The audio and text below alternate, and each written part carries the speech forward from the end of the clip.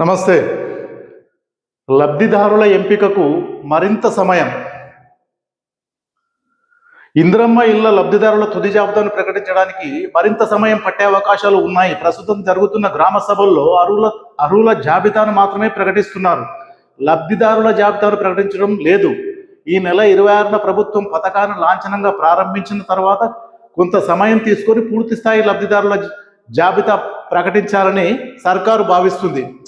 అంటే ఇప్పుడు అప్లికేషన్లు మాత్రమే తీసుకుంటున్నారు.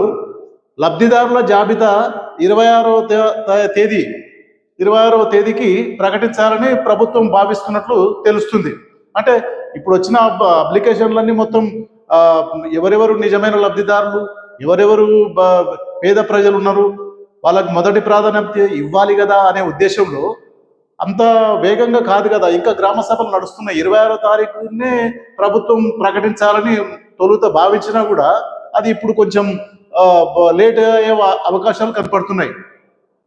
అంటే ఈ అప్లికేషన్లు ఫస్ట్ పెట్టుకున్న కులగణన సర్వే అప్లికేషన్లు ఇవన్నీ ఓడబోసి నిజమైన లబ్ధిదారులను అట్లా ప్రకటించి జాబితాను ప్రకటించడం అనేది కొంత జాప్యం జరుగుతుందనేది ఈ వార్త సారాంశం. అట్లాగే ఈ కాంగ్రెస్ వర్గాల నుండి అందుతున్న సమాచారం ఏంటంటే ఈ 26వ తారీఖు అంటే నేరుగా రైతు భరోసా కానివ్వండి, ఇందిరమ్మ ఇల్లు కానివ్వండి, రేషన్ కార్డులు కానివ్వండి, ఇప్పుడు ఈ పథకాలన్నీ జరుగుతున్నాయి కాబట్టి ఈ టైంలోనే స్థానిక సంస్థలు ఎలక్షన్లు కూడా జరపాలనేది ఎమ్మెల్యేలు, మంత్రులు, కొంతమంది మంత్రుల ఆలోచన, ప్రభుత్వ ఆలోచన కూడా అలాగే ఉన్నట్లు కనపడుతుంది. ఎందుకంటే ఫిబ్రవరి మాసంలో జరిపితేనే మేలు. ఆ తర్వాత ఏమవుతుందంటే మార్చిలో పిల్లలకు విద్యార్థులకు ఎగ్జామ్స్ స్టార్ట్ అవుతుంటాయి. అవి కంటిన్యూగా 10th, ఇంటర్మీడియట్, డిగ్రీ ఈ లెక్కల అవి చాలా ప్రొలాంగ్ అయ్యేటట్లుంటాయి. కాబట్టి ఫిబ్రవరి మాసమే మంచిగా ఉంటుంది. ఇదే అదును అనేది అధికార పార్టీ వర్గాలు కొంతమంది ఆ ఊహాగానాలు తెస్తున్నట్లు వార్తలు అందుతున్నాయి.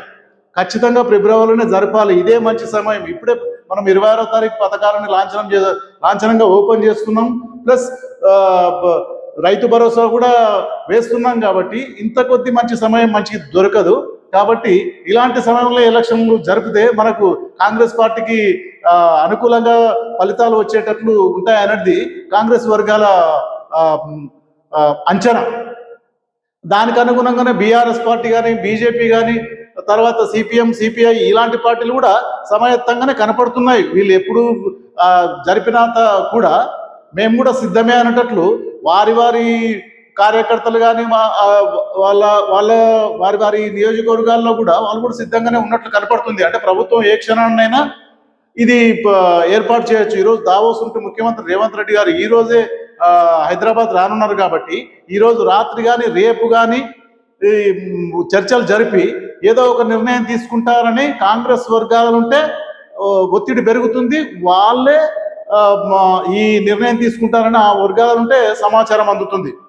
అంటే ఇప్పుడు స్థానిక సంస్థల ఎలక్షన్లు ఈ ఫిబ్రవరి నెలలో పెడితేనే మంచిగా ఉంటుంది. ఇప్పుడు అన్ని ప్రజలకు కూడా ఈ పథకాలు అందుతున్నాయి కదా అని ఎమ్మెల్యేల వాదన, కొంతమంది మంత్రుల వాదన కూడా ఇలాగే ఉంది. కాబట్టి ఈ ఎలక్షన్లు ఇప్పుడే జరపాలి అనేటట్లు కాంగ్రెస్ వర్గాల నుండి అందుతున్న సమాచారం.